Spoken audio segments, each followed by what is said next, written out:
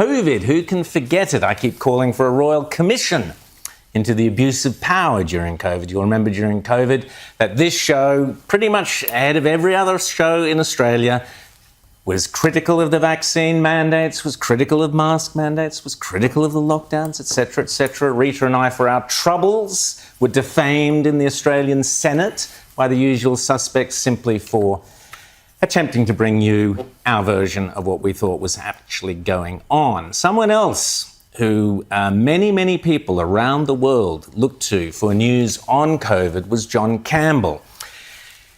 He has 3 million subscribers on his YouTube channel, and over 750 million people have sought out his views on everything on COVID, from those original lockdowns through to mandates. He was been a controversial character. Some said that he was calm and measured. That was his approach. Others, of course, have accused him of all sorts of conspiracy theories, etc., etc. Whatever, you judge for yourself. Joining us now in the studio is John Campbell. John, delighted to have you here. Welcome to Australia. Thank you very much. You've arrived at a great time of year, so I hope you're enjoying it.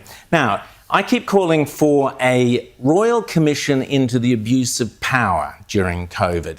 Were you to be part of that Royal Commission, were you to present yourself into a Royal Commission in Australia, what would you be saying? I think I would want to look at what has happened in objective terms and try and compare that to known scientific principles. Because we know quite a lot of the science here. We know a lot of the basic epidemiology. We know a lot from talking to experts around the world. Our own Professor Clancy, for example, absolutely, who tells us all about the immunology and the way that the viruses interact with the body, and how respiratory viruses spread. We need to apply that science to what has happened. And when we do that, retrospectively, we'll see that there's a lot of contradictions, I believe, with the basic science. Now, at the time, this was difficult to assess, because we had these authority figures in my country, the chief medical officer, the prime minister, the chief scientific officer, telling us, well, this is how it is. And because, as a healthcare professional, I've followed guidelines all my life, we have to do that in healthcare, otherwise you'd get into trouble probably fairly quickly. It was really hard to go against this authority figures. But because we now believe that the science contradicts what these authority figures told us, I really feel in the United Kingdom it's another end of the age of deference, and I think we're getting that same thing here. So give us some examples. I mean, we've cited many here on this show of where we said X and Y at the time. We were accused of being conspiracy theorists. We were shouted down. We had all sorts of threats against us. Fast forward for a couple of years, and it's commonly accepted. Did you have similar experiences to that? We did. There's a lot of examples. What lockdowns would do, for example, is postpone the inevitable. You can't stop a respiratory virus. It's going to go everywhere.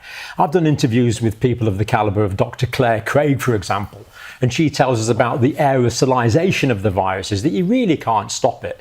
So lockdowns can postpone it, can kind of kick it into the long grass for a period of time, but they're never going to stop it. It's inevitable that everyone's going to be exposed to this. Mask wearing is the same. I mean, if someone's actually coughing and spluttering huge amounts of liquid material, or Sunday morning, John, all over the place, then okay, there's some minimal benefit. But the idea that you can stop these aerosolized viruses getting into the environment is just really quite ridiculous. And again, it's comparing the evidence with what actually happened. I think that's the key thing to go forward. And again, the prophylactic measures that were taken. The prophylactic measures, they can stop you getting very sick for a short period of time, but they're not really going to stop the spread because they work systemically, whereas the virus is aerosolized. It's in the airways. Yeah. A lot of contradictions, really. Who bears the most responsibility? Obviously, we've got the health bureaucrats who took a particular line in most countries. But we also had the media, which was complicit. I know the BBC's just in the past week's been accused of just gross scaremongering to try to back up that lockdown strategies. Who do you see as the people who need to take accountability for what we saw? Yeah. Strangely enough, some of the politicians are maybe less culpable than you might think because they were advised by senior scientific advisors. And, the politicians will openly admit that they're not scientists. But I think politicians should have been much more analytical, much more questioning, much more, what is the counter-narrative here? OK, you've given me this argument, Chief Medical Officer. Let's have some counter-argument to this. Let's come to some kind of synthesis position. But those in authority, I think, really have got some quite serious questions to answer. And what is concerning is compromise or potential compromise or apparent compromise of our regulatory bodies. TGA, for example, receives a lot of its funding, well over 90%, from industry. TGA is the Australian Therapeutics and Goods Administration, and Britain has a similar body. And the same, Medicines and Healthcare Regulatory Agency. Again, I think it was 86% in the last data I had was industry funded. How can these regulatory bodies be giving impartial, independent advice? Because we all know the old saying, he who pays the fiddler has no say whatsoever in the tune. James. Well, John, I want to ask you, you said a moment ago, we have to ask why people in authority sort of did all these different things and, went down this route. The question, though, that I have is, in Australia, for example, we had detailed pandemic plans sitting on the shelf, and I presume in Britain and other countries had the same thing. Tony Abbott, our former Prime Minister, had been health minister and worked on these. And these said, you don't close schools, you don't do this, you don't do that. You don't do basically everything we did. In April 2020, I wrote about The Lancet, which had done a big study off of SARS and said you don't close schools. Now, finally, 4 years later, everyone's saying, oh, gosh, this is really screwed with kids' education in all sorts of horrible ways. I'm sure you've seen the same thing. Why is it, do you think, that people in authority ignored all of the work that they'd done in advance to prepare for precisely this eventuality and said, nope, we're going to do this, we're going to make it up as we go along, and we're going to go down the most authoritarian path possible? You're absolutely right. I've been teaching my students for 20, 30 years now. Another pandemic is going to be coming. OK, we thought it might be influenza. It turns out to be coronavirus. But we knew another pandemic was coming. That was inevitable. And as you rightly say, governments had detailed plans of how this would be done.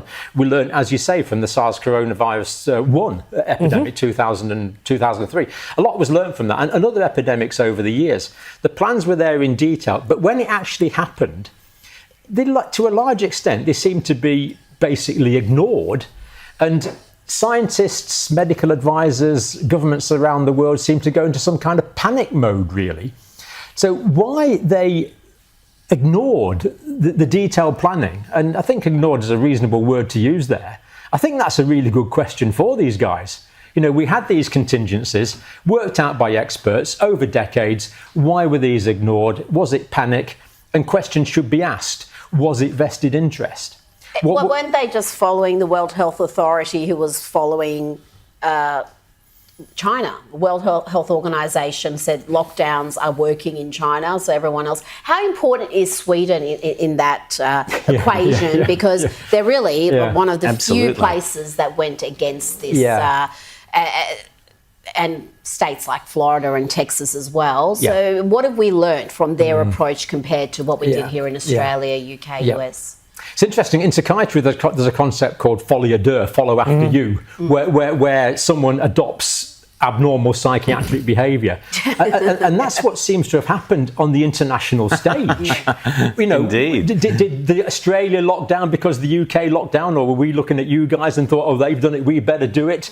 And every country seemed to go the same way, except Sweden, as you say, a notable example. They gave recommendations to their citizens. They didn't use it as an opportunity to seize power. They said, look, this is what we recommend. And strangely enough, most people were quite sensible and did what was recommended. They actually followed the guidelines really, really quite well. So what is the lesson, I guess? Next time, we keep being told, oh, another pandemic's going to come around. But what will happen next time? Has government bodies and governments and institutions, have they been tarnished by this? I mean, the fact that your YouTube, 750 million views, as I say, you've been teaching on YouTube about various medical things for many, many years. But was there a hunger for people to, and this is certainly our experience on this show, there was a hunger to get information that maybe ran against the narrative, because people in a democracy are supposed to be able to make up their own minds about these things. So what's going to happen next time? Do you think the authorities will clamp down harder? The World Health Organization keeps saying, oh, there's going to be disease X or whatever. But what does happen? Or are people going to be so burnt and bruised by the COVID experience that they're going to say, no, this ain't happening again? And that could equally be counterproductive with people ignoring any legitimate advice, for example.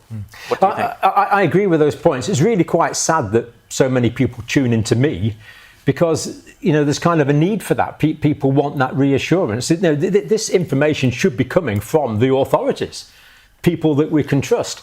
And there's no question in my mind, there's a massive loss of trust. I feel this talking to people I know, even talking to people here, but certainly comments from around the world, there's a great lack of trust.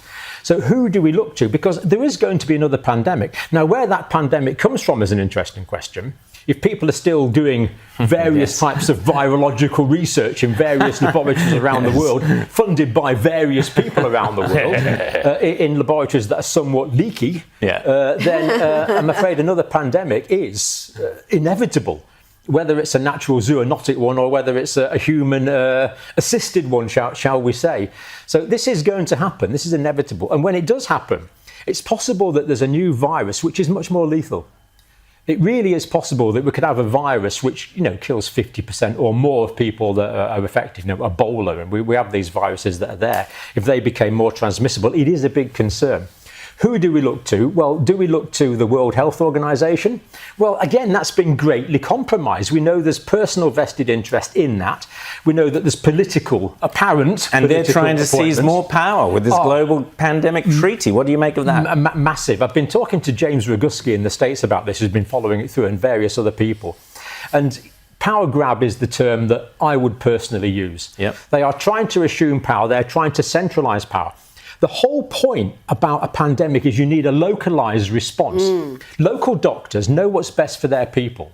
Local administrators hopefully would know what's best for their people. And the idea that the World Health Organization can impose a one-size-fits-all, to me, just seems quite ludicrous. And potentially impose treatments that could have, as I read these things, the authority of the nation state to enforce it. Yeah. So exactly. we do have the risk of internationalized totalitarian response. And if a new pandemic happened now, with the flow of information that we will get, it would be very difficult for people like me to adjudicate exactly how serious the risk is.